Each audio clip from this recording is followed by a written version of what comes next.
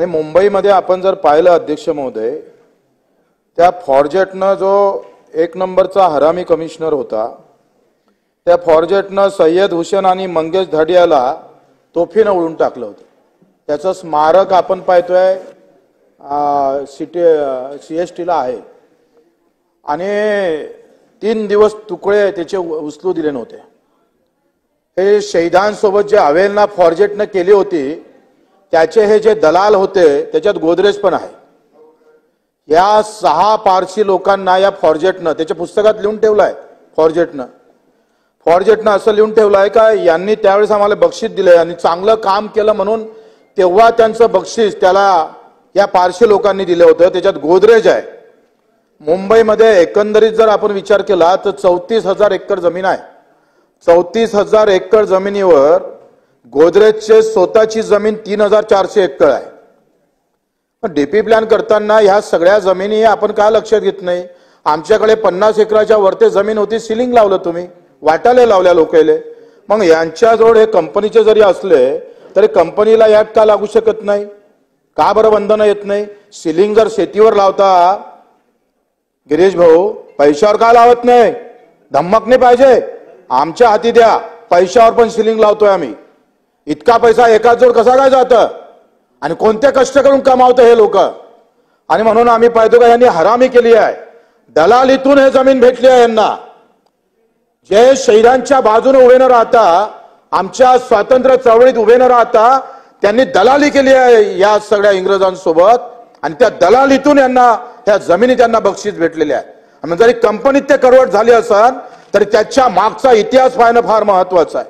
गोदरेजनं 3,400 acre जमीन, FE दनशा trust आहे 683 acre जमीन, जिजाबाई अर्देश्वर ट्रस्ट आहे त्याला 508 एकर जमीन आहे, वाडिया ट्रस्ट आहे 361 एकर जमीन आहे, बहिर मिज जिजाबाई ट्रस्ट याला 269 एकर जमीन. या मुंबईत एका लोकांजवळ 500 एकर जमीन अहो गावात नाही आहे.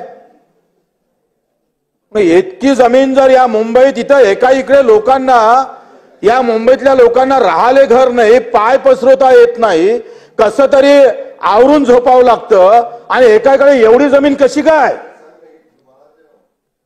करा अभ्यास याच्यावर, कशा प्रकारचं हे जमीन वापरता येईल. मी सांगतो या जमिनीतला अर्धा जरी हिस्सा आपण घेतला तर या राज्यातलं कर्ज हे आम्ही पाहतोय सहजरित्या फिटू शकतं, एवढी ताकद याच्यामध्ये आहे. आणि मग यासाठी महोदय जसं हे विधेयक आणलं तसा एखादा कायदा नवीन करायला काय हरकत आहे? तुम्ही म्हणाल आता ते कंपनीची आहे, ते ट्रस्टची आहे, आपल्याला ते करता येणार नाही. सरकार आहे, आपण करता येत नाही, नामर्द वाली बात नहीं होना. हो सकता है. हाँ सीएम, मैं सीएम बनने में मेरा कोई, मैं कार्यकर्ता बहुत अच्छा हूँ और मैं इतना अच्छा कार्यकर्ता हूँ, मैं इसमें बहुत खुश हूँ, बिल्कुल मजबूत हूँ. और शिंदे साहेब सीएम है तो मैं ही सीएम हूँ, फिर क्या सवाल है? पण आहे त्याच्यात. पण असं आहे का या जमिनीचं काय? हे जमीन गरीबाले अनिल भाऊ कधी देणार? तुमच्या राज्यात दिली नाही तुम्ही. काँग्रेसवाले काय, भाजपवाले काय? तुमचं राज्य होतं ना. हो तुम्ही काहीच केलं नाही ना याच्यासाठी. बच्चूभाऊ बच्चूभाऊ अध्यक्ष महोदय, विधेयक मला वाटतं मुदतवाढीचं आहे. हा मुदतवाढीचं आहे विधेयक. मुदतवाढीचंच आहे. हे मुदत जे वाढवून दिली सरकारनं, यांना जे जमीन दिली अध्यक्ष महोदय, हे मुदतच वाढवून दिलेली आहे. तुम्हाला लक्षात नाही आलं असेल, इंग्रजांनी जमीन दिली यांना, मग यांना जमीन, हे गव्हर्नमेंटची जमीन आहे, सरकारची जमीन आहे, ते परत घ्यायला नको का? हे जे काही मुदतवाढ तुम्ही दिली त्याच्या नावाने हे सगळे तपासा, ठेवा एकदा मीटिंग. मी सगळे कागदपत्र माझ्याजवळ आहे A to Z. आणि मग ह्या गोदरेजवर जर तुम्ही नाही दिली तरी मी 15 ऑगस्टला त्या जमिनीवर जाऊन बसणार आहोत. सगळे माझ्या मतदारसंघातले, त्या विदर्भातले सगळे आत्महत्याग्रस्त शेतकरी घेतो, लेआउट टाकून देतो 34,000 एकरवर आणि त्यांना इथं घर देऊन देतो. तुम्ही द्या नका देऊ, आम्ही ते ताब्यात घेणार म्हणजे घेणार. अध्यक्ष महोदय, तुम्हाला पण 2-3 प्लॉट देऊ त्याच्यातले.